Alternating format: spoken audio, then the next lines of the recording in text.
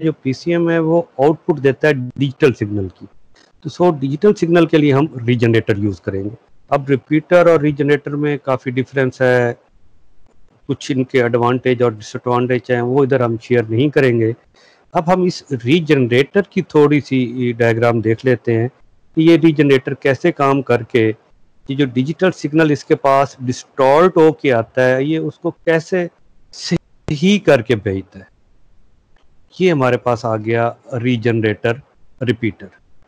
Regenerator repeater में क्या होगा कि ये अब मुल्तान एक्सचेंज से चला है, एट सर्टन डिस्टेंस पे जाके ये सिग्नल डिस्टॉर्ट हो जाएगा। अब ये डिपेंड करेगा इसका कौन सा मीडियम यहाँ से इसको लेके चल रहा है।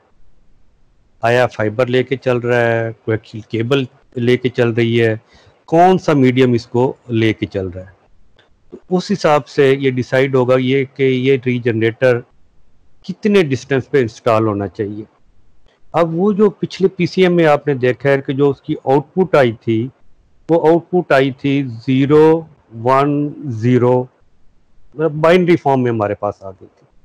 अब ये जो बाइनरी फॉर्म में आई थी, नेचुरली सी बात है कि इनके दरमियान कुछ ना कुछ टाइमिंग होगी। से अगर मैं कहता हूँ कि मेरी वो जो टाइमिंग थी, सैंपल टाइम 1 सेकंड का था, तो पहली पल्स चाहे वो 0 या 1 हो वो 1 सेकंड की होगी, दूसरी 0 हो या 1 हो वो 1 सेकंड की होगी, जो तीसरी होगी लो हो या हाई हो वो 1 सेकंड की होगी। तो ये जो पहली शेप में आपको नज़र आ रही हैं ये 3 सेकंड की 3 पल्सेस थी। अब जो आपको दरमियान वाली है वो 1 सेकंड के बजाय ऐसे महसूस हो रही है कि ये 1.3 सेकंड में हो गई। तो ये क्या होगी, डिस्पर्स हो गई। और ऊपर जो आपको नज़र आ रहा है कि जो प्लेन थी ये डिस्टॉर्ट हो गई, इसमें कुछ नॉइज ऐड हो गया। तो ये चीज़ें ऐसा ऐसा जो हमारा इंटेलिजेंस सिग्नल होता है उसके लॉस होने का खतरा होता है। तो हम देखते हैं कि कितने डिस्टेंस के बाद अकॉर्डिंग टू द फार्मूला कि ये सिग्नल बिल्कुल ख़त्म हो जाएगा और हम इसको दोबारा रिट्रीव नहीं कर पाएंगे। तो वहाँ पे हम रीजनरेटर इंस्टॉल कर देंगे। रीजनरेटर इंस्टॉल हो जाएगा तो यहाँ पे एम्पलीट्यूड इक्वलाइज़र आ जाएगा कि वो उसके एम्पलीट्यूड को ठीक कर देगा, लो वाले को लो पे कर देगा, हाई वाले को हाई पे कर देगा। और साथ ही आपने क्या किया कि टाइमिंग सर्किट लगा दिया। टाइमिंग सर्किट में क्या किया कि आपने वही सैम्पलिंग फ्रीक्वेंसी दे दी, जो सैम्पलिंग फ्रीक्वेंसी जो आपने सिग्नल ट्रांसमिट किया था उस फ्रीक्वेंसी का सैम्पलिंग फ्रीक्वेंसी डबल फ्रीक्वेंसी ली थी और उससे आपने टीएस निकाल लिया था। वो टाइमिंग सर्किट आपने यहाँ पे दे दिया है कि ये 3 पल्सेस हैं, हर का 1-1 सेकेंड होगा। जैसे मैं पहले क्लास में कहा करता हूँ कि रीजनरेटर रिपीटर क्या होगा, रीशेप करेगा, रीटाइम करेगा, रीजनरेट करेगा, इसको प्योर एक नया सिग्नल बना देगा। अब एम्पलीट्यूड इक्वलाइजर ने से उठाया, इसका एम्पलीट्यूड बिल्कुल क्लियर कर दिया, इसके जो दरम्यान की टाइमिंग्स थी वो बिल्कुल ठीक कर दी। आगे डिसीजन मेकिंग डिवाइस है, उसने चेक करना है कि वाकई इसमें कोई एरर तो नहीं रह गया, जो नीचे से एफएस आ रहा है जो टाइमिंग्स दी हुई हैं उसी के मुताबिक है। और एट दी एंड आप देख रहे हैं कि 0 1 0 बिल्कुल क्लियर एक जैसे ड्यूरेशन के साथ दोबारा ट्रांसमिट होने के लिए अपनी मंजिल की तरफ तैयार है।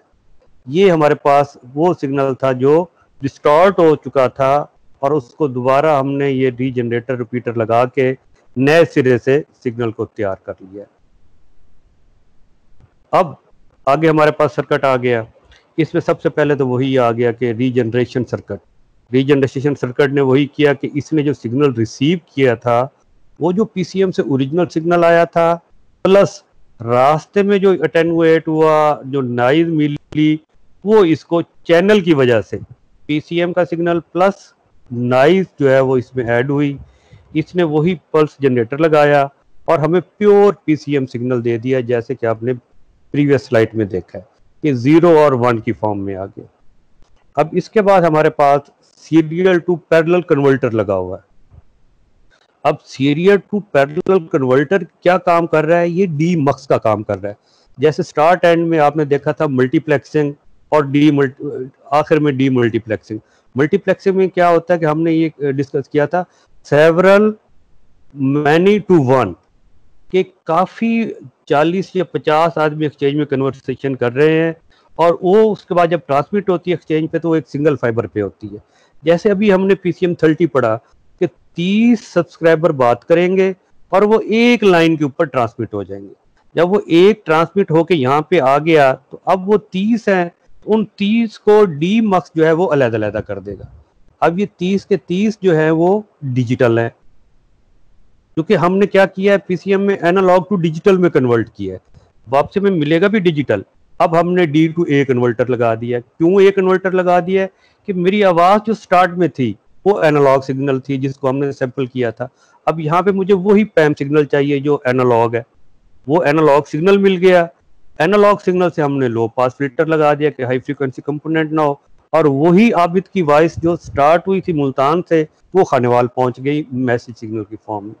ये ओरिजिनल सिग्नल हमें मिल गया यहाँ पे। इसके बाद इसको हम थोड़ा सा और देख लेते हैं ग्राफिकल फॉर्म में कि इन्होंने हॉरिजॉन्टल एक्सिस पे टाइम ले लिया है, वर्टिकल एक्सिस पे लेवल है, रेड जो है हमारी इनपुट है, और जो ये नीचे स्टीयर केस हमारे बने हुए हैं ये क्वांटाइज्ड आउटपुट है कि यहाँ पे हमारे सैंपल आए, और नीचे जो है जो हमने क्वांटाइज एरर निकाला था ये वो एरर आ गया कि हमारा एक्चुअल वोल्टेज कितना था और एम्पलीट्यूड का वोल्टेज कितना आया, उसके डिफरेंस से नॉइज कितना आ गया। ये चीज इसने यहाँ पे शो कर दी। और आगे हमारे पास फार्मूले आ गए। इन फार्मूले की मदद से हम आगे जाके सारे अपने एग्जांपल्स की चीजें सॉल्व करेंगे। एन हमने कह दिया कि नंबर ऑफ बिट्स पर सैंपल, ये हमने क्लियर कर दिया। अब क्वांटाइजेशन लेवल कितने होंगे ये डिपेंड करेगा 2 रेज़ पावर n पे। जैसे पहले मैंने कहा अगर 2 रेज़ पावर 3 करेंगे तो 8 लेवल बन जाएंगे, 0 से 7, 4, 2, 1, 4, 2, 6 और 1, 7 कि हमारी वैल्यू 0 से 7 तक होगी।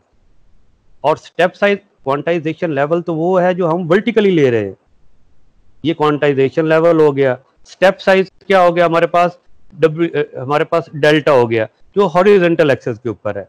VH minus VL, high voltage कितना है, लो वोल्टेज कितना है, डिवाइडेड बाय क्वांटाइज लेवल, ये हमारे पास डेल्टा आ जाएगा। अब मीन एरर ऑफ क्वांटाइजेशन क्या होगा, उसका फार्मूला है डेल्टा स्क्वायर ओवर 12। और सिग्नल टू नॉइज रेशियो कितनी है क्वांटाइजेशन की, उसका फार्मूला है 1.76 प्लस 6.02 n। अप्रोक्सीमेटली हम इसे कह लेते हैं 1.8 प्लस 6n। इस फार्मूले प्रूव हुए हैं, मैंने जानबूझ के वो स्लाइड स्किप कर दी हैं कि प्रूफ से हमारा कोई इतना तल्लक नहीं है और वो थोड़ा सा डिफिकल्ट भी हो जाता है। तो ये हमारे पास फार्मूले आ गए, इनके ऊपर आगे हम एग्जांपल्स करेंगे और अपने इसको लेके चलेंगे।